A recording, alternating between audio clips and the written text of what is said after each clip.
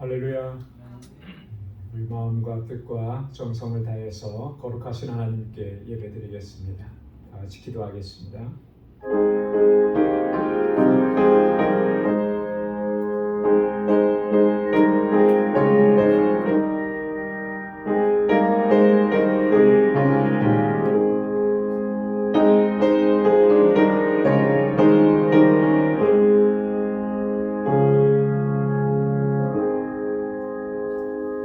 하나님이여, 내 마음을 정하여 싸우니 내가 노래하며 내 심령으로 찬양하리로다. 여호와여, 내가 만민 중에서 주께 감사하고 열방 중에서 주를 찬양하오리니 대저 주의 인자하심이 하늘 위에 광대하시며 주의 진실은 궁창에 미치나이다. 하나님이여, 주는 하늘 위에 높이 들리시며 주의 영광이 온 세계 위에 높으시기를 원하나이다. 아멘. 거룩하시고 자비하신 만군의 주 여호와 하나님 아버지, 성의로 3일 동안도 저희들을 지키시고 보호하시고 또 크신 은혜를 베풀어 주시니 감사합니다. 이 저녁에 저희들을 다시금 불러주셔서 하나님을 경배하고 찬양하며 예배케 하시니 또한 감사합니다. 우리의 마음을 다하고 힘을 다하여 주님을 예배하는 이 한 시간 되도록 인도하여 주옵소서. 우리 안에 여전히 있는 더럽고 추하고 악하고 교만한 마음들 주님의 십자가 앞에 이 시간 내려놓습니다. 우리 주님의 보혈로 우리를 씻어주시고 정결하게 하셔서 이 시간 하나님 앞에 드리는 이 예배가 거룩한 산 제사가 되도록 인도하여 주옵소서. 우리의 예배를 기뻐 흠양해 주시고 오늘도 예비하신 주님의 은혜로 충만하게 허락하여 주옵소서. 예수님의 이름으로 기원하옵나이다. 아멘. 전능하사 천지를 만드신 하나님 아버지를 내가 믿사오며 그 외아들 우리 주 예수 그리스도를 믿사오니 이는 성령으로 잉태하사 동정녀 마리아에게 나시고 본디오 빌라도에게 고난을 받으사 십자가에 못 박혀 죽으시고 장사한 지 사흘 만에 죽은 자 가운데서 다시 살아나시며 하늘에 오르사 전능하신 하나님 우편에 앉아 계시다가 저리로서 산 자와 죽은 자를 심판하러 오시리라. 성령을 믿사오며 거룩한 공예와 성도가 서로 교통하는 것과 죄를 사하여 주시는 것과 몸이 다시 사는 것과 영원히 사는 것을 믿사옵나이다. 아멘. 이 시간 찬양으로 하나님께 영광을 돌리겠습니다. 우리에게 향하신 여호와의 인자하심이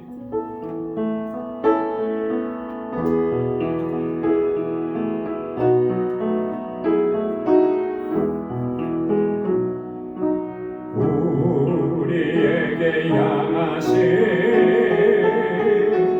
여호와의 인자하심이 괴곡해도다 괴세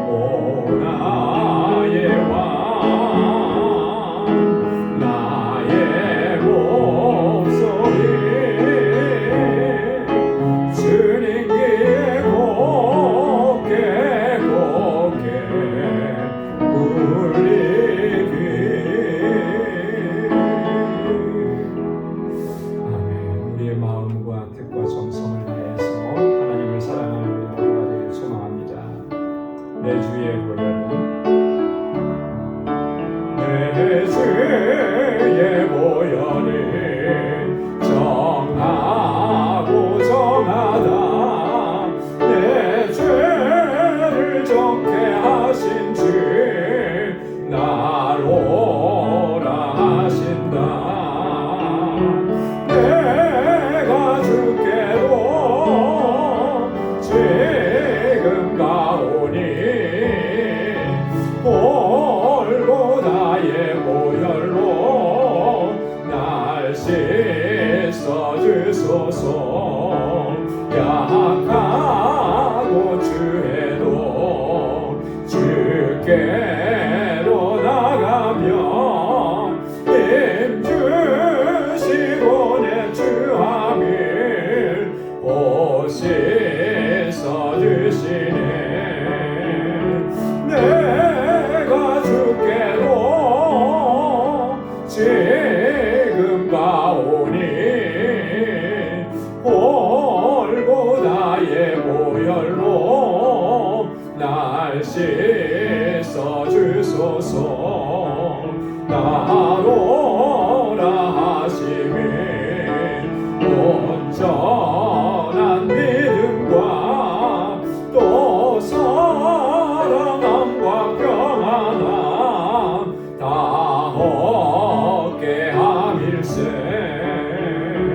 내가 주께로 지금 가오니 골고다의 보혈로 날 씻어 주소서 큰 죄인 복받아 일기를 얻었네 한없이 넓고 큰 은혜 베풀어 주소서 내가 주께로 지금 가오니 골고다의 보혈로 날 씻어 주소서 그 피가 맘속에 큰 증거 됩니다 내 기도 소리 들으사 다 허락하소서 내가 주께로 지금 가오니 골고다의 보혈로 날 씻어 주소서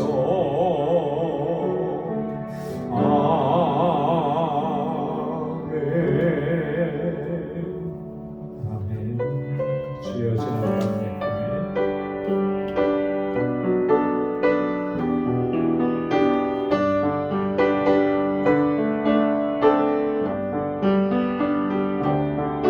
주여 지난 밤 내 꿈에 외웠으니 그 꿈이 이루어 주옵소서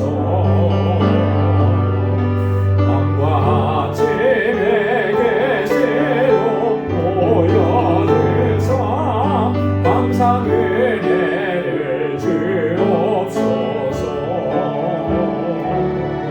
나의 놀라운 큰 성령을 믿기는 장차 그의 내가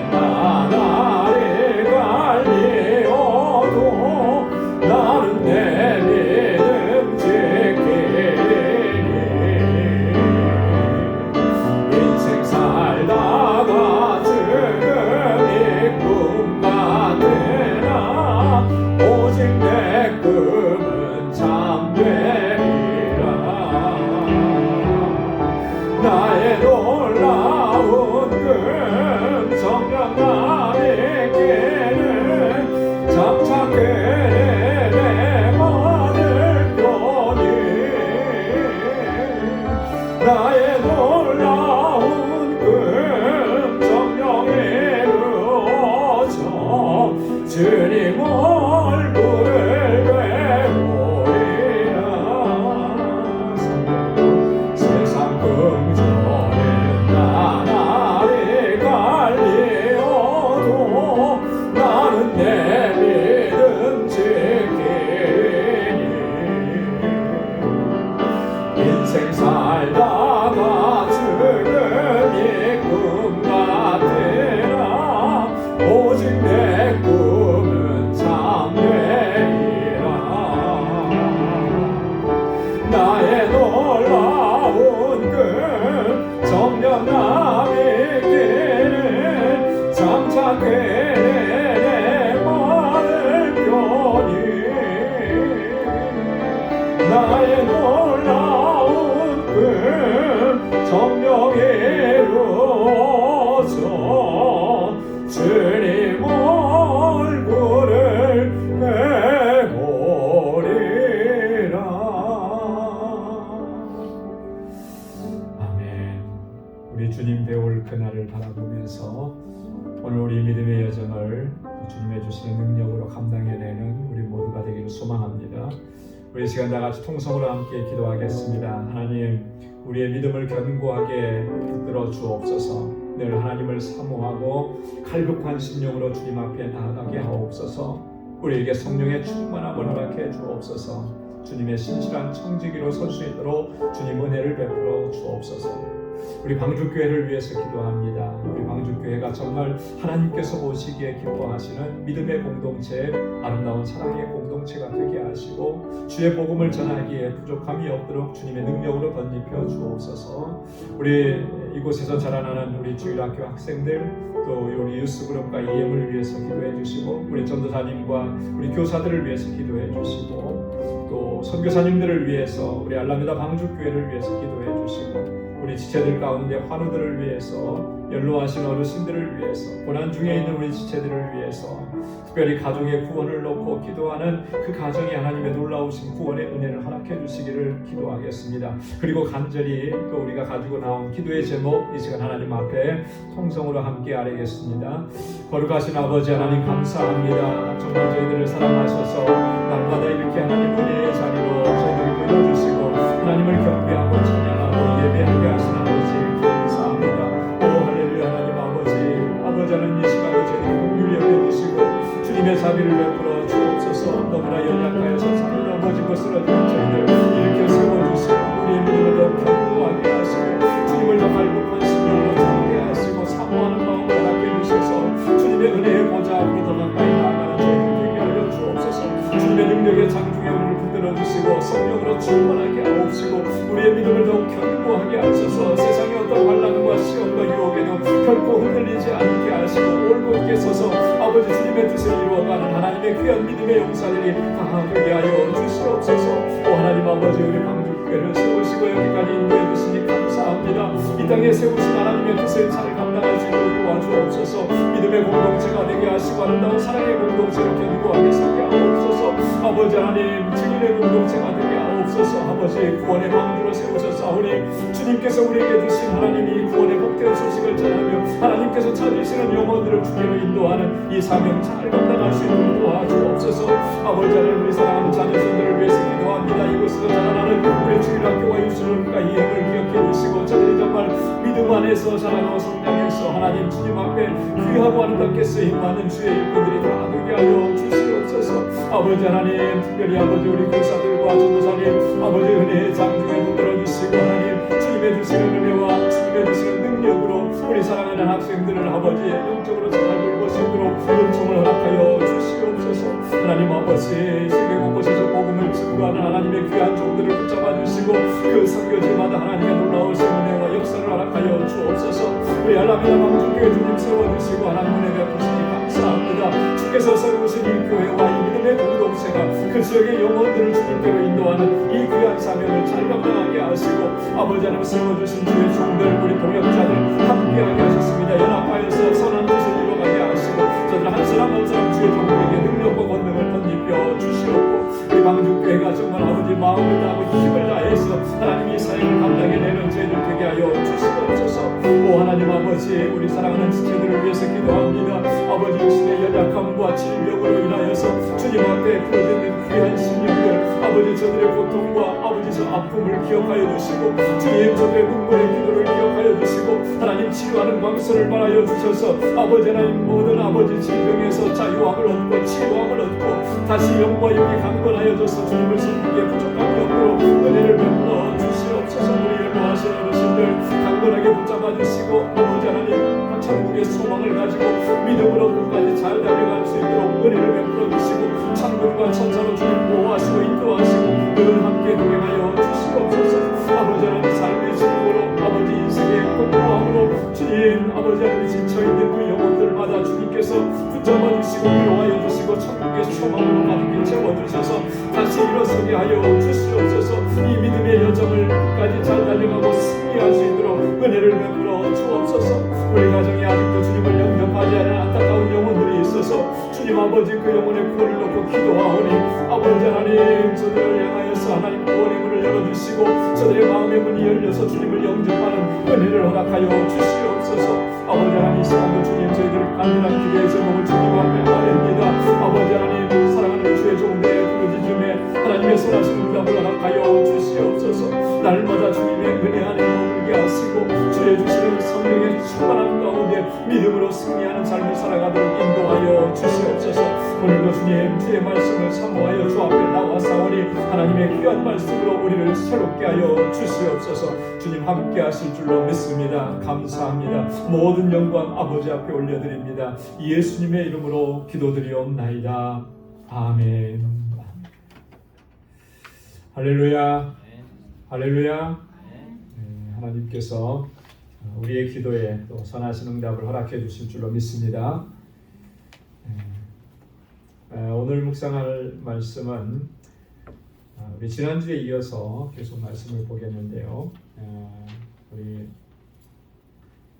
에베소서 6장 10절 말씀부터 마지막 절까지 다시 한번 읽도록 하겠습니다. 에베소서 6장 10절부터 마지막 절까지 한 절씩 교독하겠습니다.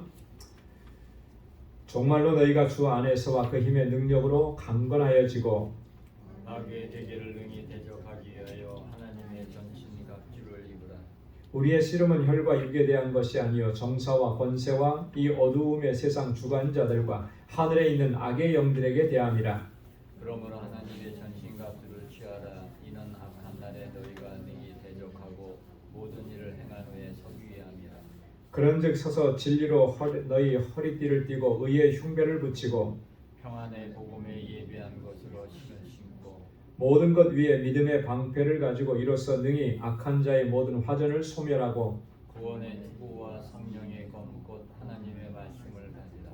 모든 기도와 간구로 하되 무시로 성령 안에서 기도하고 이를 위하여 깨어 구하기를 항상 힘쓰며 여러 성도를 위하여 구하고 또 나를 위하여 구할 것은 내게 말씀을 주사 나로 입을 벌려 복음의 비밀을 담대히 알리게 하옵소서 할 것이니 이 일을 위하여 내가 쇠사슬에 매인 사신이 된 것은 나로 이 일에 당연히 할 말을 담대히 하게 하려 하심이니라. 나의 사정 곧 내가 무엇을 하는지 너희에게도 알게 하려 하노니 사랑을 받은 형제여 주 안에서 진실한 일꾼인 두기고가 모든 일을 너희에게 알게 하리라. 우리의 사정을 알게 하고 또 너희 마음을 위로하게 하기 위하여 내가 특별히 저를 너희에게 보내었노라. 아버지 하나님과 주 예수 그리스도에게로부터 평안과 믿음을 겸한 사랑이 형제들에게 있을지어다. 다 함께요. 우리 주 예수 그리스도를 변함없이 사랑하는 모든 자에게 은혜가 있을지어다. 아멘. 우리 에베소서 이제 마지막 부분입니다. 지난주에 저희가 바로 앞부분 우리의 영적 싸움에 대해서 영적 전쟁에 대해서 말씀을 이제 나누다가 하나님의 전신갑주 이 부분을 전반부 3개만 다루고 후반부 3개는 다루지를 못했어요. 우리가 항상 기억해야 되는 것은 우리가 지금 처해 있는 상황이라고 하는 겁니다. 아무리 우리가 세상에서의 삶이 아무 걱정 근심 없이 평온한 삶을 산다 할지라도 우리는 지금 영적 전쟁 한가운데 있다라고 하는 사실을 결코 잊어서는 안 된다라고 하는 것이죠. 우리 대한민국이 휴전 상태입니다. 그렇죠? 휴전이라는 것은 잠시 전쟁을 쉬고 있는 거예요.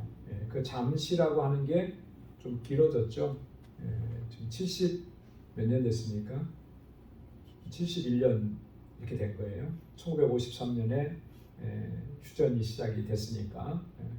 그러니까 70년이 넘도록 이렇게 휴전 상태이지만 아직도 전쟁 중이라고 하는 것은 우리가 피부로 실감을 합니다. 왜냐하면 끊임없이 북에서는 도발을 해오니까요. 그죠? 그렇기 때문에 긴장을 늦춰서는 안 되는 거죠. 근데 이제 시간이 많이 흘러가니까 많이 느슨해지고 그래요. 한국도 보면 뭐 이렇게 군사력에 있어서는 북한에 비해서 월등한 군사력을 가지고 있다고는 하지만 좀 염려스러운 것은 우리 국민들이 그것을 그렇게 시리어스하게 생각하지 않는다는 거예요. 여러분 6.25 전쟁이 일어났을 당시에 전쟁이 일어날 것이라고 생각했던 사람은 거의 없었던 것 같아요.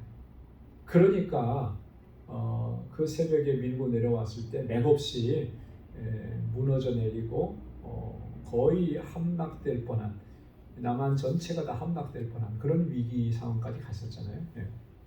그런 거죠. 지금도 마찬가지인 거예요. 그래서 항상 깨어서 긴장해야 되는 거죠. 지켜야 되는 거죠. 영적인 원리가 똑같다라고 하는 것입니다.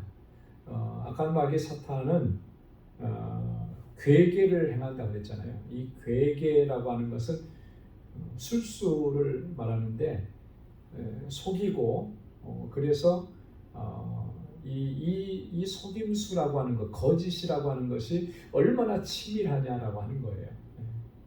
그래서 우리가 바짝 긴장하고 깨어있고 하나님의 전신갑주로 무장하지 않으면 100이면 100 다 무너지고 실패할 수밖에 없다라고 하는 겁니다. 그래서 사도 바울이 하나님의 전신갑주를 입으라. 첫 번째가 뭐였습니까? 진리의 허리띠 그랬죠. 진리의 허리띠. 두 번째가 뭐였습니까? 의의 흉배. 의의 흉배. 그 세 번째가 뭐였었죠? 평화의 복음의 신이라 그랬습니다. 그래서 허리띠, 흉배, 신, 여러분 이게 사실은 중요한 개념이 아니라 그랬어요. 그거는 그냥 이미지 그림이에요. 앞에 있는 게 중요한 거예요. 진리가 중요한 거죠. 진리. 의가 중요한 거예요. 의로 무장을 해야 돼요. 복음으로 무장을 해야 되는 거예요. 이게 중요한 겁니다. 자, 그러면 오늘 네 번째 16절에 보면 모든 것 위에 믿음의 방패를 가지고 이로써 능히 악한 자의 모든 화전을 소멸하라 그랬습니다. 믿음의 방패라 그랬습니다. 여러분 믿음은 방패 역할을 한다라고 하는 거죠. 믿음은. 화전을 소멸한다. 화전이라는 게 뭐죠? 화전. 불화살을 의미하는 겁니다. 그 사극이나 옛날 영화나 이런 드라마를 보면 활을 쏘는데 그냥 활을 쏘면 사람 한 사람 맞춰서 그 사람이 치명상을 입어요. 근데 화살 끝에다가 불을 붙여가지고 쏘면 설령 사람은 안 맞는다 하더라도 그게 어떤 건물이나 이런 데 맞으면 어떻게 됩니까? 다 불타게 만들어 버리는 거예요. 그죠? 그러니까 굉장히 위력이 있는 거예요. 그 불화살의 공격이 엄청난 거죠. 해전에 나가서 싸우면 배들끼리 싸울 때도 배 한 척을 완전히 침몰시킬 수 있는 그런 위력을 가지고 있는. 요즘 식으로 말하면 불화살은 어떻게 설명할 수 있을까? 비유로 아마 이 미사일 같은 거를 얘기할 수 있을 것 같아요. 요즘에는 미사일에다가 또 어마무시한 그런 장치를 달죠. 핵탄두를 달아가지고 핵미사일을 만드는 거예요. 그러면 완전히 초토화시키는 그런 개념으로 우리가 좀 이해가 될 겁니다. 그런데 그런 공격을 막아낼 수 있는 게 뭐냐? 방패가 있으면 막아내는 거죠. 아무리 불화살이라 하더라도 방패가 있으면은 그걸 다 막아내는데 그 방패가 얼마나 튼튼하냐, 얼마나 크냐, 얼마나 견고하냐에 따라서 그걸 막아낼 수 있느냐 없느냐가 결정이 되는 거예요. 그래서 여기서 말하는 이 방패라고 하는 것은 한 손에 들고 있는 조그마한 방패가 아니고 우리 전신을 가릴 수 있는 그런 큰 방패. 그래서 이렇게 전쟁 영화나 이런 데 보면 방패를 든 사람들이 제일 앞에서 나가더라고요. 그죠? 그래서 1층, 2층, 3층 해갖고 군사들이 방패로 딱 막아버리면 완전히 하나의 벽같이 돼버리는 거예요. 그거는 왜 그렇게 합니까? 적군이 쏘는 그 화살을 막으려고 하는 거잖아요. 그러면서 전진해 가는 거죠. 믿음은 그런 거라는 거예요. 믿음은 사탄이 공격해오는 그 공격이 아무리 강하다 할지라도 그것을 다 막아내는 그런 역할을 한다라고 합니다. 믿음이 얼마나 중요합니다. 히브리서 11장에 보면 믿음장이라고 하죠. 근데 이 믿음으로 어떤 고난과 환난과 역경과 모든 것들을 이겨내고 믿음으로 승리할 수 있다라고 히브리서 기자는 우리에게 증거합니다. 히브리서 11장 33절로 34절에 보면 저희가 믿음으로 나라들을 이기기도 하며 의를 행하기도 하며 약속을 받기도 하며 사자들의 입을 막기도 하며 불의 세력을 멸하기도 하며 칼날을 피하기도 하며 연약한 가운데서 강하게 되기도 하며 전쟁에 용맹되어 이방 사람들의 진을 물리치기도 하며 믿음으로 이겨내게 되는 것이죠. 그렇기 때문에 우리 믿음이 연약하면 이런 공격을 막아낼 수가 없는 거예요. 우리의 믿음이 견고하지 않으면 이런 화전을 물리쳐낼 수가 없다라고 하는 것이죠. 아까도 말씀드렸듯이 이 마귀의 공격이 얼마나 가공할 만한 그런 위력을 가지고 있느냐라고 하는 거죠. 이 가공할 만한 공격을 막아내는 이 믿음의 방패를 우리가 가지고 있어야 그 공격을 막아내고 결국에는 승리할 수가 있게 됩니다. 그래서 항상 우리의 믿음을 점검해 봐야 되는 것입니다. 내 믿음이 연약해지지 않도록 주님 앞에 날마다 엎드려야 되는 것이고 또 주님의 도우심을 구해야 되는 것이고 여러분 우리의 믿음이 얼마나 참 연약합니까? 그렇죠? 신앙생활 오래 했다고 그 믿음이 비례해서 커지고 강해지는 거 결코 아니에요. 그렇죠? 신앙의 연수가 그 믿음의 크기를 결정해 주는 건 결코 아니라는 거죠. 얼마만큼 우리가 하나님 의지하고 주님 앞에 엎드리느냐, 주의 말씀 붙잡고 살아가려고 늘 힘쓰느냐, 주님의 도우심을 구하느냐, 이 차이인 거예요. 그래서 우리가 주님 앞에 엎드리는 거죠. 주님의 도우심을 구하는 것이고 주의 말씀 붙잡고 살아가는 것이고. 왜 그렇게 합니까? 우리의 믿음이 견고해지지 않으면 우리는 금방 시험에 걸려서 넘어집니다. 여러분, 이 하나님 앞에서 최선을 다하고 열심히 하던 사람들도요, 어느 한순간에 정말 무너져 내리는 경우들을 우리는 수도 없이 많이 보는 거예요. 뭐 성경의 이야기는 둘째 쳐놓고 우리의 주변에서 봐도 정말 능력 있게 사역하던 사람들이 한순간에 무너져 내립니다. 여러분, 우리가 믿음이 좋은 것 같아도 그만큼 우리가 연약한 거예요. 그래서 날마다 깨어서 하나님의 도우심을 구하고 그렇게 가야 되는 거예요. 믿음의 방패를 가지라 했습니다. 자, 그 다음에 17절에 보면 구원의 투구와 성령의 검 곧 하나님의 말씀을 가지라. 구원의 투구. 예.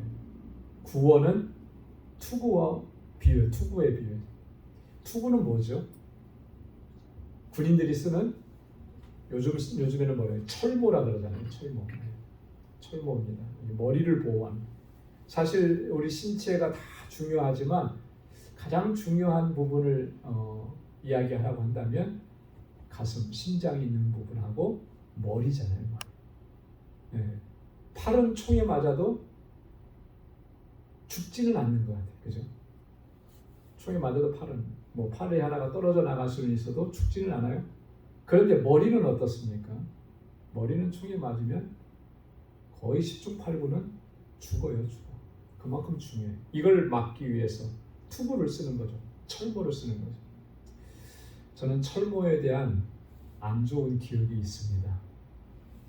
군대 생활하면서. 왜냐하면 제가 머리가 좀 커가지고 제 머리에 맞는 철모가 없는 거예요. 예, 그래가지고 우리 군대 다녀오신 분들 다 알지만 철모는 그냥 쓰면 머리가 아파서 죽습니다. 이게 그냥 깨져요. 알철모라 그래가지고. 그래서 그 안에 밴드같이 이렇게 충격을 완화시켜주는 장치가 있어요. 그거를 해야만 이 철 모자의 그 철모의 표피가 머리에 안 닿기 때문에 이게 안전하게 쓸 수 있는. 근데 그렇게 해서 맞는 철모를 찾는 게 너무 어려운 거예요. 그래서 부대에서 제일 큰 거를 가져다가 썼는데도 이게 잘 안 맞아요. 정말 다행인 것은 제가 군대 생활하는 당시에 그 철모를 쓸 일이 거의 없었기 때문에 정말 다행이었죠. 저희는 정보부대에 있었기 때문에 철모 쓰고 어디 나갈 일에서 훈련할 일이 없었어요. 그랬으니까 다행이지. 만약에 훈련하는 부대에 갔다면 정말 저는 정말 끔찍했을 것 같아요. 철모를 안 쓸 수는 없죠. 쓰면은 머리가 아프죠. 그런 안 좋은 추억이 있는데 어쨌든 간에 이 철모는요 너무나 중요한 거예요. 머리를 보호하는. 구원의 투구라 그랬는데 우리 영적으로 우리의 머리를 보호하는 건 뭐냐면 구원에 대한 확신이라고 하는 거죠. 구원의 확신. 여러분 이 구원의 확신이 없으면 정말 쉽게 절망하고 낙심하고 또 여러분 이단들이 얼마나 그 부분을 집요하게 파고듭니까? 우리가 잘 아는 대표적인 그 이단 중에 하나 구원파 이단은 제일 그 일반 기존 성도들의 어떤 부분을 공격하냐면 이 구원의 확신에 대한 공격을 하는 거예요. 그죠? 구원받았습니까? 직접적으로 물어보면 네, 구원받았습니다. 나는 구원받았습니다. 분명히 이렇게 대답을 해요. 그 다음에 이제 그걸로 끝나지 않잖아요. 언제 구원받았습니까? 구원받았던 증거가 뭡니까? 이런 식으로 더 구체적으로 질문해 보면 대답을 못하는 경우들이 많아요. 어물쩡거리고 그러면 그때부터 막 공격을 해오는 거죠. 구원의 확신이 흔들리면 믿음 생활 전체가 다 흔들리는 거예요. 이 구원의 확신이라고 하는 것이 너무나 중요해요. 이 구원의 은혜와 구원의 소망에 대한 감사, 확신 이게 분명해야 이 영적 전쟁에서 승리할 수 있게 되는 줄로 믿습니다. 그 다음에 성령의 검, 마지막 6번째가 성령의 검, 곧 하나님의 말씀이라고 했잖아요. 성령은 검에 비유를 했습니다. 여러분 이 검이라고 하는 것은 공격용 무기죠. 그죠? 검은 공격하는 무기예요. 6가지 이 무기들 가운데 보니까 유일하게 공격용 무기가 검인 것입니다. 근데 이 검은 뭐라 그랬냐면 하나님의 말씀이다 그랬습니다. 하나님의 말씀이 검인 거예요. 여러분, 이 하나님의 말씀은 단지 우리가 하나님의 말씀을 읽고 묵상하고 이 말씀은 참 나에게 위로가 된다 이런 정도에서 그치는 그런 말씀이 아니라는 거예요. 말씀의 능력은 그보다 훨씬 더 우리가 알지 못하는 세계까지 무궁무진한 거예요. 그 중에 하나가 뭐냐면 이 영적 전쟁에서 악한 마귀 사탄을 물리치고 승리하게 하는 공격용 무기, 검이라고 하는 거죠. 그래서 우리가 어떤 사탄의 유혹이나 공격 이런 것들 몰려올 때에 뭐로 물리칠 수가 있겠습니까? 말씀으로 물리치는 거예요. 말씀 외에 다른 것으로는요 물리칠 수가 없어요. 자, 한 가지 우리가 예수님을 통해서 배울 수 있는 것은 마태복음 4장에 보면 예수님께서 40일 동안 금식하시고 공생애를 시작하시려고 할 때 제일 먼저 누가 찾아왔습니까? 사탄이 찾아왔어요. 마귀가 찾아왔어요.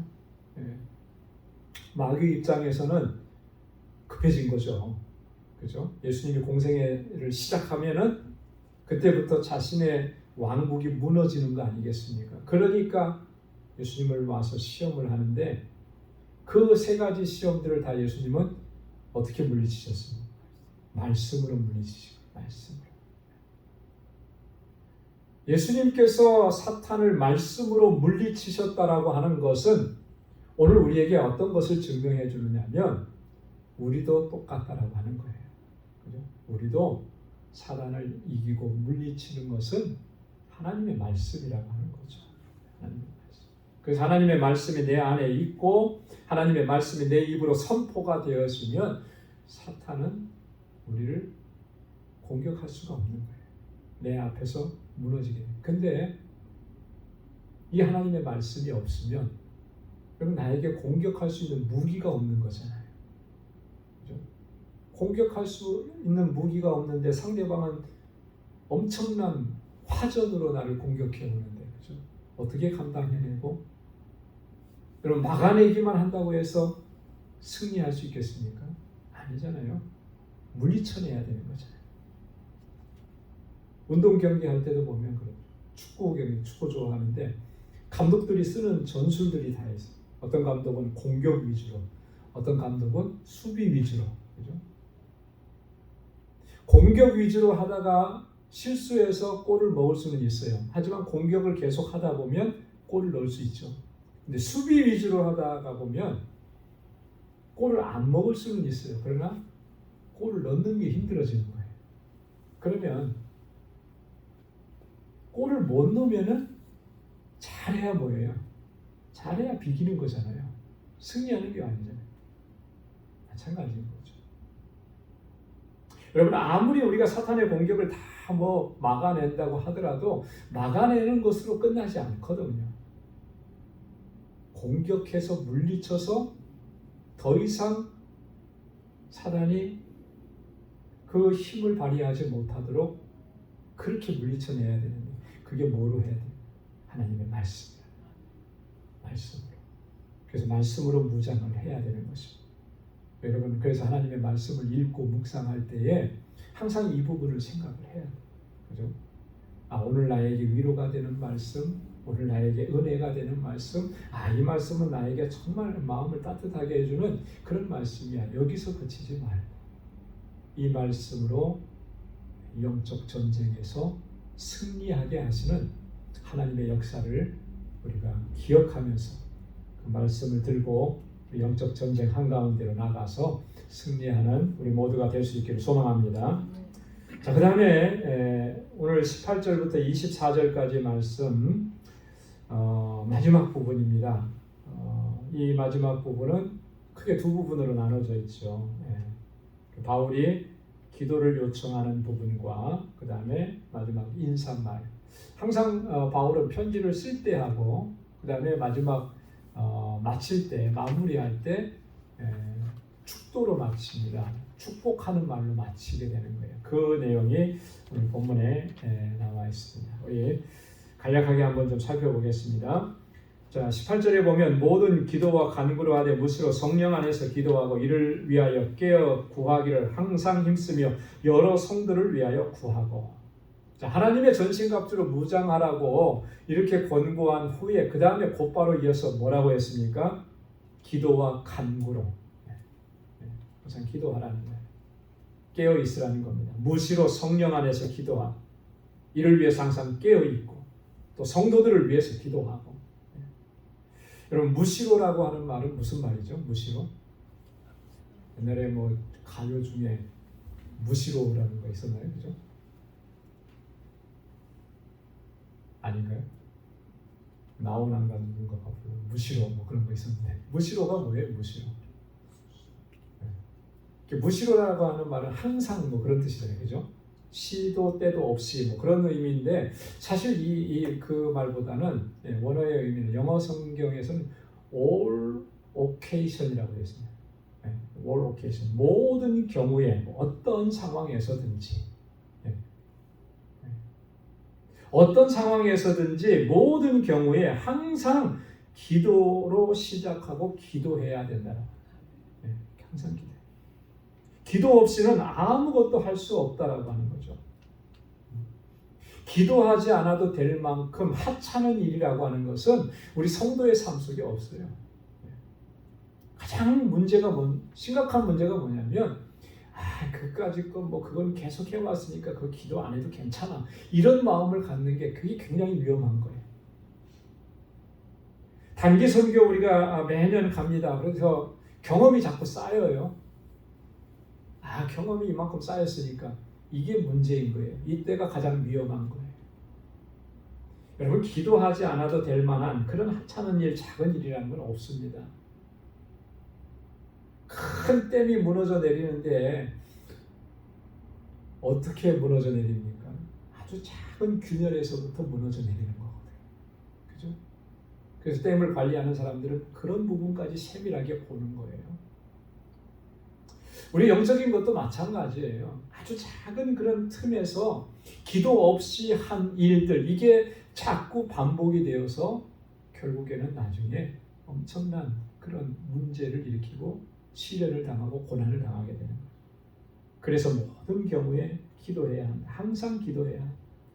마태복음 9장 29절에 보면 예수님께서 기도 외에 다른 것으로는 이런 유가 나갈 수 없느니라. 어떤 능력이 나타나고 승리가 나타나고 기적이 나타나는 이 모든 것들은 기도로 말미암아 하나님께서 역사하시는 것이라는 거죠. 골로새서 4장 2절에도 보면 그래서 기도를 항상 힘쓰고 기도에 감사함으로 깨어 있으라.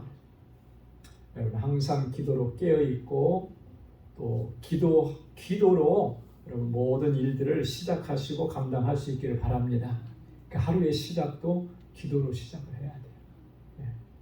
아무리 바빠도 짧게라도 우리가 기도하면서 하나님의 도우심을 구하면서 하루를 시작해야 합니다. 성령 안에서 기도하라 그랬잖아요. 성령 안에서 성령의 도우심, 성령의 인도하심, 성령의 능력을 의존해야 한다라고 하는 것입니다. 왜 그렇습니까? 여러분 기도에서 가장 핵심적인 내용이 뭐죠? 기도에서 가장 핵심은 뭐예요? 하나님의 뜻을 구하는 거잖아요. 그죠? 내 뜻을 구하고 내가 원하는 것을 구하는 것이 아니라 하나님의 뜻을 위해 구하는 거예요. 그래서 예수님께서는 뭐라고 말씀하셨습니까? 너희는 먼저 그의 나라와 그의 의를 구하라. 그러니까 하나님의 나라와 하나님의 뜻을 먼저 구하라는 거예요. 이게 기도의 핵심인데 우리가 성령 안에서 기도해야 되는 가장 중요한 이유가 거기 있는 거예요. 하나님의 뜻을 어떻게 우리가 알고 구할 수 있느냐. 하나님의 뜻을 누가 알려주시겠습니까? 성령께서 알려주세요. 성령께서. 내가 하나님의 뜻을 알고 싶다고 파헤쳐서 그렇게 알 수 있는 게 그게 하나님의 뜻이 아니고 하나님께서는 성령을 통해서 하나님 주신 계시의 말씀으로 그 뜻을 알게 하시는 거예요.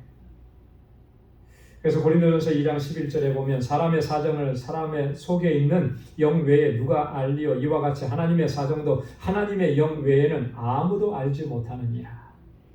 하나님의 사정, 하나님의 뜻 그것은 하나님의 영 외에는 알지 못한다. 그래서 성령 안에서 우리가 기도해야 합니다. 깨어 구하기를 항상 힘쓰라. 이렇게 하지 않으면 영적 전투에서 우리가 다 패배할 수밖에 없는 거예요. 여러 성도들을 위해서 구하라. 중보 기도의 중요성을 여기서 다시 한번 강조하는 거죠. 여러 성도들을 위해서. 여러분 그런 기도들이 모여서 그 사람이 믿음으로 일어서고 승리하는 삶을 살아가요. 우리 성도들은 기도로 연합이 되어 있는 거예요. 전 세계적으로도 보면 얼굴 한 번 본 적이 없어도 기도하는 그 한 사람 한 사람의 기도가 모여져서 하나님의 놀라우신 역사를 이루게 됩니다. 그래서 우리가 이 기도의 지경을 자꾸 넓혀가야 됩니다. 그죠? 그동안에 나만 위한, 우리 가족만을 위한 기도였다면 이걸 점점 넓혀가야 되는 것이죠. 여러분, 세계 곳곳에서 복음을 증거하는 우리 선교사님들, 그분을 아는 사람들, 집중적으로 그렇게 기도하는 거죠. 한 번도 본 적이 없어도 그 기도들이 모여서 그 현장에서 하나님의 놀라우신 역사가 일어나게끔 하나님 역사하신다라고 하는 거예요. 자, 그 다음에 19절에 보니까 바울이 나를 위해서도 좀 기도해달라. 나를 위해서 기도하는 건 뭐예요? 복음의 비밀을 담대히 알리게 해 주십시오. 바울의 사명은 뭡니까? 복음을 전하는 거잖아요. 그죠? 자, 그러니까 이 복음을 전할 때 그 복음의 비밀을 담대히 알리게, 담대히라고 그랬습니다. 이 담대히라고 하는 말은 어떤 거예요? 지금 상황이 어떻다는 겁니까? 복음을 전할 때에 핍박과 박해가 얼마나 많고 그게 얼마나 심각하고 시리어스한지를 바울은 너무나 잘 알기 때문에 그런 상황 속에서도 내가 위축되지 않고 두려워하지 않고 당당하게 복음을 전할 수 있게, 어떤 고난이 와도 어떤 환난이 와도 그렇게 복음을 전할 수 있도록 나를 위해서 좀 기도해 달라. 20절에 보니까 이 일을 위하여 내가 쇠사슬에 매인 사신이 되었다, 그렇게 얘기하죠. 바울은 지금 복음 전하는 일을 위해서 복음을 증거하다가 지금 상황이 옥에 갇혀 있는 상태다. 쇠사슬에 매여 있다라고 하는 것은 옥에 갇혀 있는 상태다라고 하는 것을 보여주는 겁니다. 우리가 에베소서를 처음 시작할 때 에베소서는 옥중서신 중에 하나라 그랬어요. 그죠? 에베소에 보낸 편지는 바울이 지금 로마 감옥에 갇혀 있으면서 보낸 편지예요. 이 옥중서신이 몇 가지가 더 있습니다.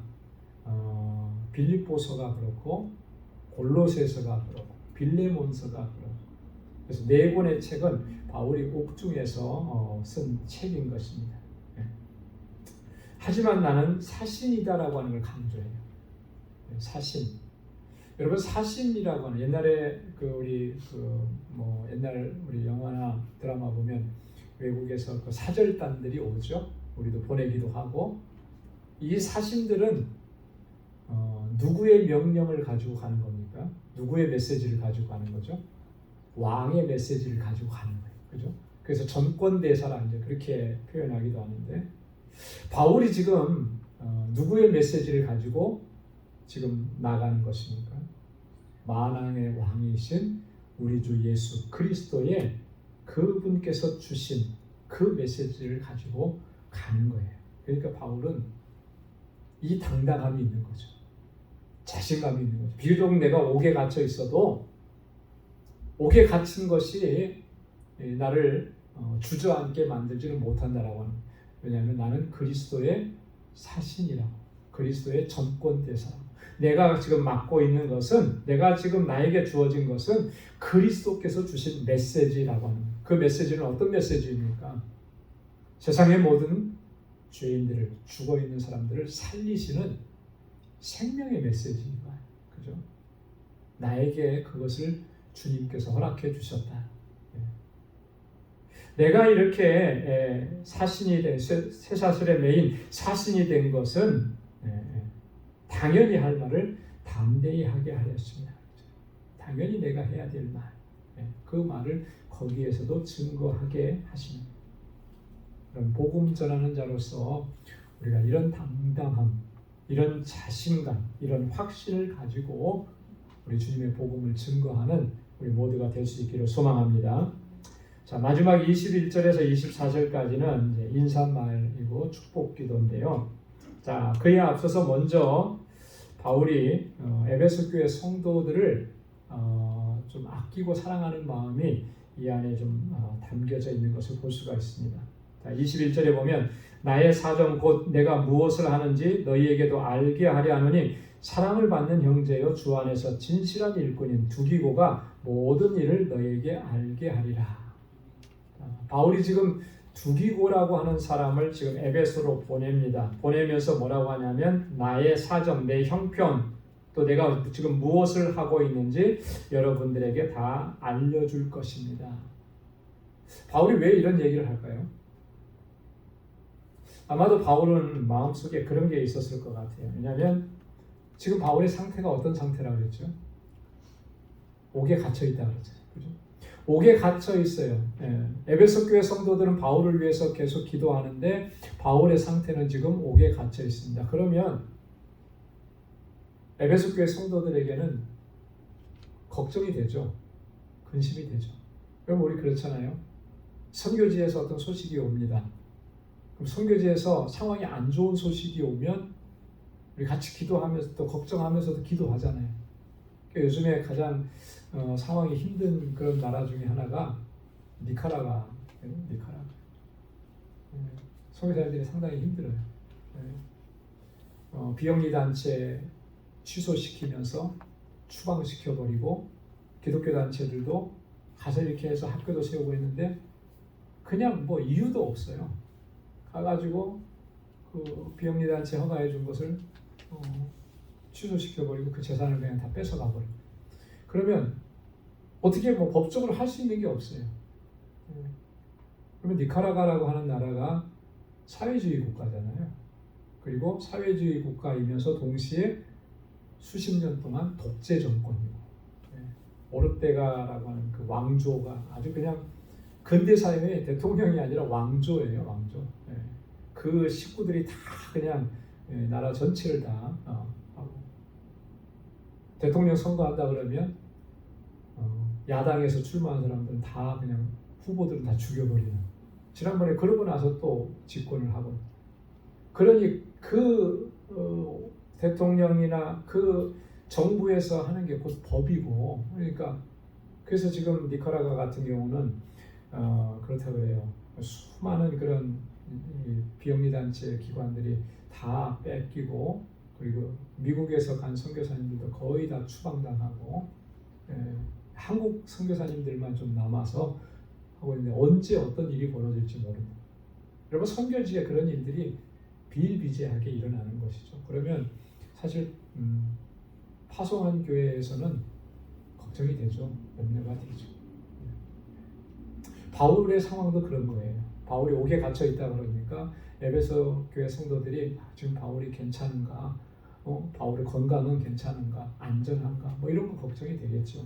그래서 에베소 교회 성도들의 그런 걱정을 알기에 두기고라고 하는 사람을 보내서 나의 사정을 여러분들에게 알려줍니다. 그렇게.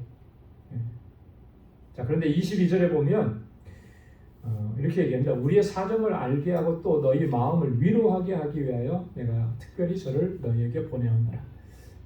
내 사정만 알리는 것이 아니라 그렇게 해서 에베소 교회 성도들을 위로하고자 하는, 걱정하지 말라고 하는 그런 메시지를 전해주기 위해서 이 두기고라고 하는 사람을 보내었다. 자, 두기고라고 하는 사람은 어떤 사람이냐면 바울이 사랑받는 형제여 주 안에서 신실한 일꾼이다 그랬습니다. 사랑받는 형제고 주 안에서 신실한 일꾼이다. 사도행전 20장 4절에 보면 이 두기고는 아시아 출신인데요. 바울이 3차 전도 여행할 때 함께 동행했던 그런 사람입니다. 그리고 두기고는 바울의 이런 부탁과 명령을 받고 이 에베소서뿐만 아니라 골로새서 그리고 빌레몬서를 가지고 아시아 지역에 가서 그 지역을 순방하면서 바울의 소식을 전했던 이런 사람입니다. 자, 그런데 여기 보면 이 두기고만 간 것이 아니라 골로새서에 보면 두기고와 함께 같이 간 사람이 있어요. 그 사람이 누구냐면 오네시모라고 하는 사람. 그럼 오네시모가 누구죠? 지난 주일날 말씀 나눴잖아요. 그죠? 오네시모는 빌레몬의 종이었죠. 근데 바울이 옥중에서 낳은 아들이라고 했어요. 그죠? 바울이 정말 아들로서, 믿음의 아들로서 인정한 사람. 그래서 그 사람을 빌레몬에게 보내서 저를 받아주고 용납해 주라. 그렇게 부탁을 한 것을 우리가 봤잖아요. 그 오네시모. 자, 이렇게 이제 자신의 소식을 에베소 교회 성도들에게 보내면서 에베소 교회 성도들을 향한 바울의 마음, 그죠? 그들을 아끼는 마음들을 이렇게 표현을 합니다. 자, 그리고 23절과 24절은 마지막 축복 기도예요. 하나님 아버지 하나님과 주 예수 그리스도에게로부터 평안과 믿음을 겸한 사랑이 형제들에게 있을지어다. 평안과 믿음을 겸한 사랑이 여러분들 형제들에게 있기를 원합니다. 평안이라고 하는 것은 당시에 그 유대인들의 그 일반적인 인사였습니다. 평안이라고 하는 말, 평강. 히브리 말로는 뭐라 그러죠? 우리가 늘 자주 쓰는 말인데요. 샬롬이다. 샬롬. 그리고 헬라어로는 에이레네라고 하죠. 평화, 평강. 여러분, 이 참된 평안은 누구에게서부터 오는 겁니까? 하나님 아버지와 우리 주 예수 그리스도에게서 오는 거예요. 그래서 예수님께서도 말씀하셨죠. 내가 평안을 너에게 끼치노니 곧 나의 평안을 너에게 주노라. 내가 너에게 주는 것은 세상이 주는 것 같지 아니하니라. 너희는 마음에 근심도 말고 두려워하지도 말라. 세상이 주는 것과 같지 않다. 부활하신 예수님께서 요한복음에도 보면 제자들이 있는 자리로 오셔서 제일 먼저 하신 말씀이 두 마디예요. 성령을 받으라. 너희에게 평강이 있을지어다. 지금 제자들은 두려워 떨고 있는 거잖아요. 그들에게 주님만이 주실 수 있는 평강을. 그래서 지금 바울은 이 에베소 교회 성도들에게 그 주님이 주시는 평강이 여러분들에게 있기를 원합니다. 그래서 어떠한 상황, 지금 삶의 정황은 고난이고 핍박이고 환난이지만 넉넉히 이겨낼 수 있도록 주님께서 평강으로 여러분들과 함께 하시기를 원합니다. 두 번째는 믿음을 겸한 사랑이라고 그랬어요. 믿음을 겸한 사랑. 하나님께로부터 오는 그 사랑. 여러분, 믿음과 사랑이라고 하는 것은 하나인 거예요. 결국 분리될 수가 없는 거죠. 믿음이 좋다고 하는 사람이 사랑하지 않는다면 그 믿음은 진짜 믿음이 아닌 거죠. 그렇죠? 믿음과 사랑은 분리될 수가 없는 거예요. 그래서 바울은 그의 서신서에서 뭐라고 했냐면 사랑으로 역사하는 믿음이다 이렇게 표현했습니다. 여러분 한번 따라서 해보십시오. 사랑으로 역사하는 믿음. 사랑과 믿음은 같은 거예요. 하나예요. 그래서 믿음으로 일하는 사람이다. 그러면 사랑으로 일하는 사람이다. 같은 말인 것이죠. 그 믿음을 겸한 사랑이 여러분들에게 있기를 원합니다. 이렇게 축복한 것입니다. 자, 그리고 마지막 24절에 우리 주 예수 그리스도를 변함없이 사랑하는 모든 자에게 뭐가 있을지어다? 은혜가 있을지어다. 여러분, 은혜가 뭡니까? 한마디로 말하면 은혜는 거저 주시는 하나님의 선물이잖아요. 그죠? 자, 근데 우리가 그 은혜를 생각할 때 뭔가 정말 물질적인 거, 이런 것들, 세상의 권세, 이런 것들만 은혜라고 생각을 많이 하는데 그게 은혜의 본질이 아니고 은혜의 본질은 뭐예요? 구원의 은혜잖아요. 나 같은 죄인을 멸망 가운데 한가운데 있었는데 나를 거기서 건져내셔서 하나님의 자녀가 되게 하시고 나에게 영원한 생명을 허락해 주시고 이게 그걸 거저 우리에게 허락해 주셨는데 거저 주셨지만은 그것을 주시기 위해서 하나님께서는 얼마나 놀라운 희생을 하신 거죠. 독생자를 십자가에서 달려서 죽게 하셨잖아요. 그리고 우리를 구원해 주신 거잖아요. 그러니까 이 은혜가 이게 값싼 은혜입니까? 아니죠. 값을 매길 수 없는 은혜인 것이죠. 그리스도를 변함없이 사랑하는 모든 자에게 이 하나님의 은혜가 있기를 원합니다. 여러분, 여기에 중요한 원리가 담겨져 있는 거 기억하십시오. 네. 그리스도를 변함없이 사랑하는 자에게 하나님께서 은혜를 베풀어 주시고 은혜로 충만하게 허락해 주시는 거예요. 그래서 우리가 주님을 사랑하는 이 마음이 변치 않고 주님 우리를 부르시는 그날까지 변함없이 주님을 사랑하고 하나님께서 주시는 은혜 안에서 또 믿음으로 승리하고 하나님께 영광 돌리는 삶을 살아갈 수 있기를 주님의 이름으로 축원합니다. 오늘 이렇게 해서 에베소서 말씀을 모두 마치고 다음 주부터는 빌립보서 말씀을 함께 또 상고하도록 하겠습니다. 기도하겠습니다. 하나님 아버지 감사합니다. 오늘도 주님 주의 말씀을 또 저희들에게 들려주시고 하나님의 말씀을 상고하게 하시고 또 우리에게 지혜를 허락해 주셔서 이 말씀에 하나님의 뜻을 분별할 수 있고 깨닫게 해주셔서 감사합니다. 또 하나님 아버지 이제 주의 말씀 붙잡고 믿음으로 나아가고 하나님 우리 앞에 있는 이 영적 전쟁에서 모두가 승리할 수 있도록 인도해 주옵소서. 주님께서 우리에게 베풀어 주신 그 은혜가 얼마나 크고 놀랍고 귀하고 값진 것인지를 항상 기억할 수 있게 하시고 하나님 은혜에 감사하며 주님을 찬양하고 주님의 뜻을 행할 수 있는 우리 방주의 권속들이 다 되게 하여 주옵소서.